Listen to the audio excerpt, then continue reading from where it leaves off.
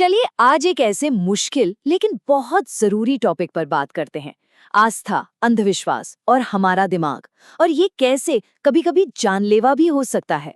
तो शुरुआत करते हैं कुछ सबसे चौंकाने वाले, सबसे भयानक अंजामों से। मतलब जब अंधविश्वास की वजह से खौफनाक जुर्म हुए।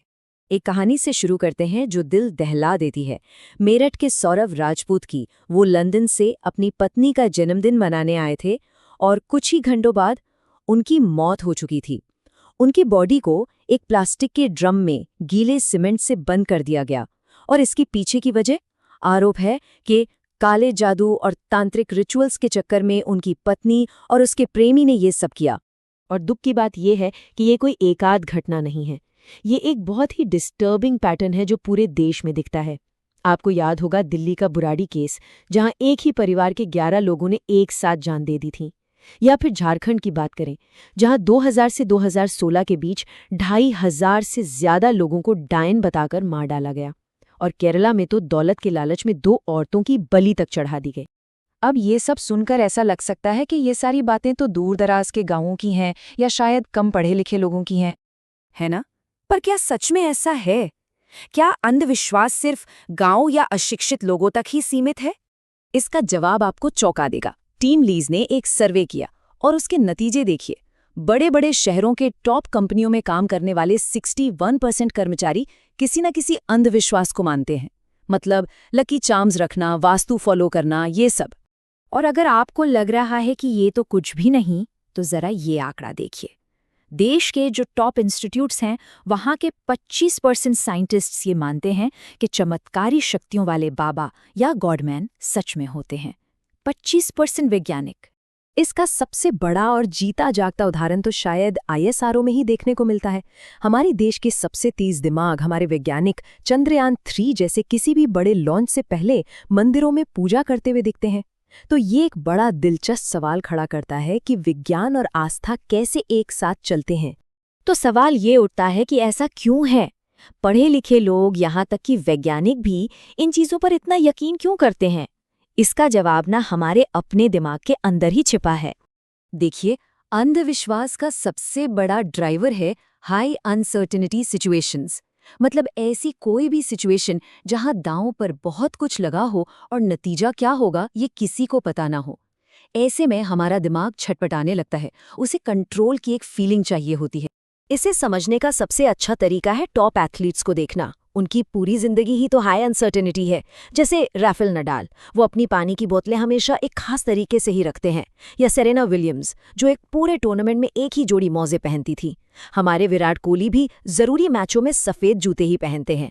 और एक खिलाड़ी मोइसेस सुलू तो इतने अंधविश्वासी थे कि वो खेल से पहले अपने हाथों पर यूरिनेट करते थे। राफेल नडाल ने अपनी बायोग्राफी में खुद लिखा है इसके बारे में। वो कहते हैं, इससे मुझे एक सुकून और कंट्रोल का एहसास होता है। ये एक तरह से खुद को मैच के लिए तैयार करने जैसा है। मैं अपने आसपास की चीज़ों को वैसे ही जमाता हूँ जैसा ऑर्डर मुझे अपने दिमाग के अंदर चाहिए।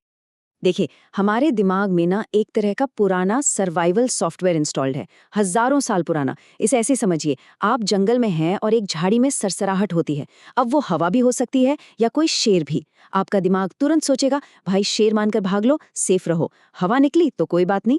इसे कहते हैं फास्ट थिंकिंग। ये स्पीड को प्रायोरिटी देती है, एक्यूरेसी को नहीं।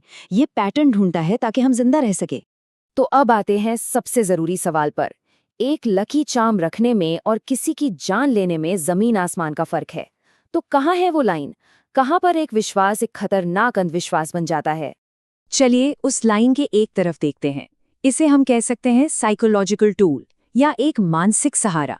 जैसे ISRO के वैज्ञानिक, वो लॉन्च से पहले प्रार्थना करते हैं, लेकिन उन्हें पता है कि रॉकेट को चांद पर उनकी प्रार्थना नहीं बल्कि फिजिक्स और इंजीनियरिंग ही पहुंचाएगी। यहाँ विश्वास एक इमोशनल सपोर्ट है, एक्शन का रिप्लेसमेंट नहीं। अब देखते हैं लाइन की दूसरी तरफ की कहानी, और यह आंकड़ा वाकई में परेशान करने वाला है। भारत में 62% लोग, सोचिए 62% लोग मेंटल हेल्थ से जुड़ी किसी भी समस्या के लिए सबसे पहले किसी डॉक्टर के पास नहीं बल्कि किसी बाबा या तांत्रिक के पास जाते हैं। और यही है वो खतरनाक जोन, जब विश्वास हकीकत की जगह ले लेता है।